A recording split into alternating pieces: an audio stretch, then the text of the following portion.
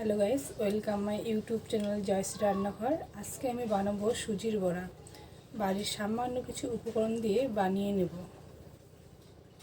এখানে 4টে সিদ্ধ করা আলু নিয়েছি। কড়াইয়ের মধ্যে 1 বাটি সুজি নিয়েছি। এখানে আমি 1 বাটি সুজি নিয়েছি আর 2 বাটি জল দিয়ে সিদ্ধ করে নেব।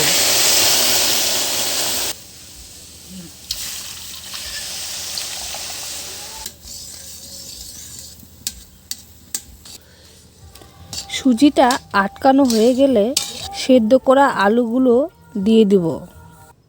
বন্ধুরা, তোমরা গ্রেটারের সাহায্যে আলুগুলো গ্রেট করে নিতে পারো, আমি হাত দিয়েই করে নিয়েছি। আলু আর সুজি ভালো করে মেখে নেব।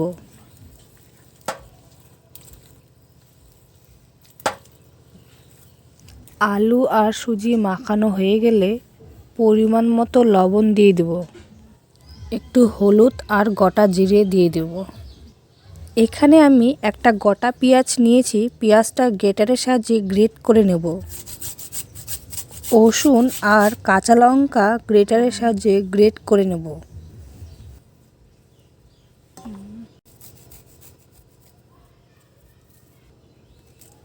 গ্রেট করা হয়ে গেলে কর্নফ্লাওয়ার দিয়ে দেব।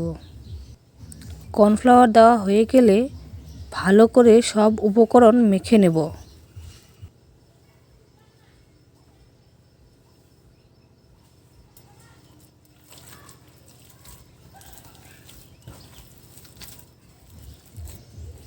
আলুর পুর মাখানো হয়ে গেলে আমি হাত দিয়ে এভাবে করে নিয়েছি। সরষের তেলের মধ্যে একটা একটা করে দিয়ে দেব। লাল লাল করে ভেজে নিলেই তৈরি হয়ে যাবে সুজি আর আলুর চপ। খেতে কিন্তু অসাধারণ হয়েছে।